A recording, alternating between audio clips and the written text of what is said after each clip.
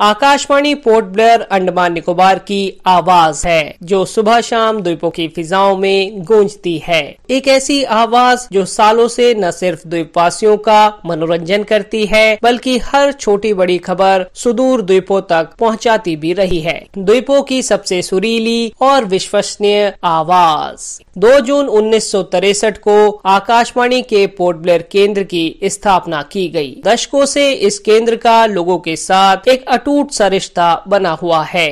आकाशवाणी ने अपने गीत संगीत कार्यक्रमों, समाचार, नाटक, परिचर्चा और साक्षात्कार से इस रिश्ते को सींचा है। वह 2 जून 1963 की एक शाम थी जब पोर्ट ब्लेयर में आकाशवाणी का उद्घाटन समारोह आयोजित किया गया। लोगों की भीड़ जमा थी। अंडमान निकोबार के तत्कालीन चीफ कमिश्नर BN महेश्वरी मुख्य अतिथि के तौर पर इस कार्यक्रम में मौजूद रहे। 1 किलोवाट के पायलट केंद्र के रूप में आकाशवाणी पोर्ट ब्लेयर की शुरुआत हुई। यह केंद्र वन विभाग के वन ज्योति नामक भवन में स्थित था। चीफ कमिश्नर BN महेश्वरी ने बटन दबाकर आकाशवाणी का विधिवत उद्घाटन किया। इसके बाद जो आवाज सबसे पहले द्वीपों में गूंजी वो आवाज थी राज नारायण बिसारिया की, जो आकाशवाणी के पहले कार्यक्रम निर्माता थे।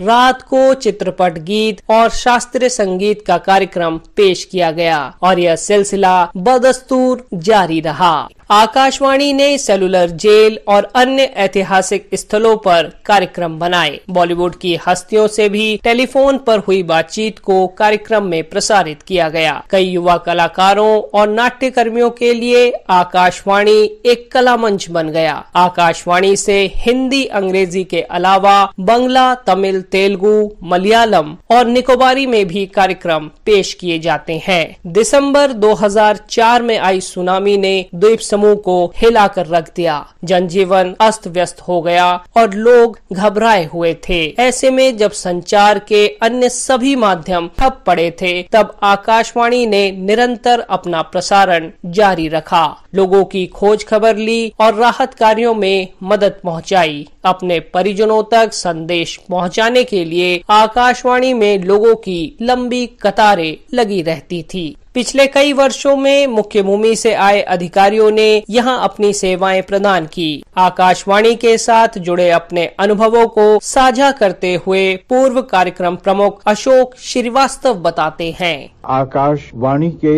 इस केंद्र की स्थापना इस सुदूर केंद्र शासित प्रदेश के विकास के लिए मील का एक पत्थर साबित हुआ। द्वीप समूह में साहित्यिक और सांस्कृतिक गतिविधियों की एक नई लहर उत्पन्न हुई। द्वीपों के किसान, युवा, बच्चे, महिलाएं, आदिवासी भाई बहन सभी आकाशवाणी पोर्ट ब्लेयर के साथ गहराई से जुड़ गए। द्वीपों की जनसंपर्क भाषा हिंदी के विकास में आकाशवाणी पोर्ट ब्लेयर ने अपने दायित्व का निर्वाह बाखूबी निभाया है। कभी शब्द प्रादेशिक समाचार कई एक द्वीपवासियों के लिए लैटिन व ग्रीक हुआ करता था। आज प्रत्येक द्वीपवासी इस शब्द से भली भांति परिचित है। मैं अपने दिन की शुरुआत प्रतिदिन सवेरे इस केंद्र से प्रसारित रामचरितमानस गान को घर बैठे प्रयागराज या नवी मुंबई में सुनता हूं, क्योंकि इस केंद्र से मेरा लगभग 50 वर्षों का अटूट रिश्ता है।